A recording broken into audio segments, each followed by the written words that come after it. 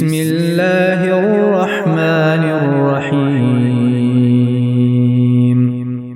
شروع کرتا ہوں اللہ تعالیٰ کے نام سے جو بڑا مہربان نہایت رحم والا ہے۔ وَإِلَٰهُكُمْ إِلَٰهٌ وَاحِدٌ لَا إِلَٰهَ إِلَّا هُوَ الرَّحْمَٰنُ الرَّحِيمُ۔ تم سب کا معبود ایک ہی معبود ہے، اس کے سوا کوئی معبود برحق نہیں، وہ بہت رحم کرنے والا اور بڑا مہربان ہے۔ اللہ تعالیٰ ہی معبود برحق ہے جس کے سوا کوئی معبود نہیں، جو زندہ اور سب کا تھامنے والا ہے، جسے نہ اونگ آئے نہ نیند، اس کی ملکیت میں زمین اور آسمانوں کی تمام چیزیں ہیں۔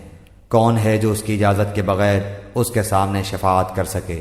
وہ جانتا ہے جو ان کے سامنے ہے اور جو ان کے پیچھے ہے، اور وہ اس کے علم میں سے کسی چیز کا احاطہ نہیں کر سکتے مگر جتنا وہ چاہے۔ اس کی کرسی کی وسعت نے زمین و آسمان کو گھیر رکھا ہے، اور اللہ تعالیٰ ان کی حفاظت سے نہ تھکتا اور نہ اکتاتا ہے، وہ تو بہت بلند اور بہت بڑا ہے۔ حضرت صلی اللہ علیہ وآلہ وسلم فرماتے تھے، جب دو مسلمان اپنی اپنی تلواریں لے کر بھڑ جائیں تو قاتل اور مقتول دونوں دوزخی ہیں۔ عرض کیا گیا، یا رسول اللہ، قاتل تو خیر ضرور دوزخی ہونا چاہیے، مقتول کیوں؟ فرمایا، وہ بھی اپنے ساتھی کو مار ڈالنے کی حرص رکھتا تھا، موقع پاتا تو وہ اسے ضرور قتل کر دیتا، دل کے عزم صمیم پر وہ دوزخی ہوا۔ صحیح بخاری حدیث نمبر 30۔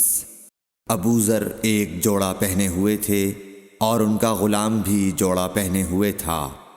سبب دریافت کیا گیا تو کہنے لگے کہ میں نے ایک شخص یعنی غلام کو برا بھلا کہا تھا اور اس کی ماں کی غیرت دلائی یعنی گالی دی، تو رسول اللہ صلی اللہ علیہ وسلم نے یہ معلوم کر کے مجھ سے فرمایا، اے ابو ذر، تو نے اسے ماں کے نام سے غیرت دلائی ہے، بے شک تجھ میں ابھی کچھ زمانہ جاہلیت کا اثر باقی ہے، یاد رکھو ماتحت لوگ تمہارے بھائی ہیں، اللہ نے اپنی کسی مصلحت کی بنا پر انہیں تمہارے قبضے میں دے رکھا ہے، تو جس کے ماتحت اس کا کوئی بھائی ہو تو اس کو بھی وہی کھلائے جو آپ کھاتا ہے، اور وہ کپڑا اسے پہنائے جو آپ پہنتا ہے، اور ان کو اتنے کام کی تکلیف نہ دو کہ ان کے لیے مشکل ہو جائے، اور اگر کوئی سخت کام ڈالو تو تم خود بھی ان کی مدد کرو۔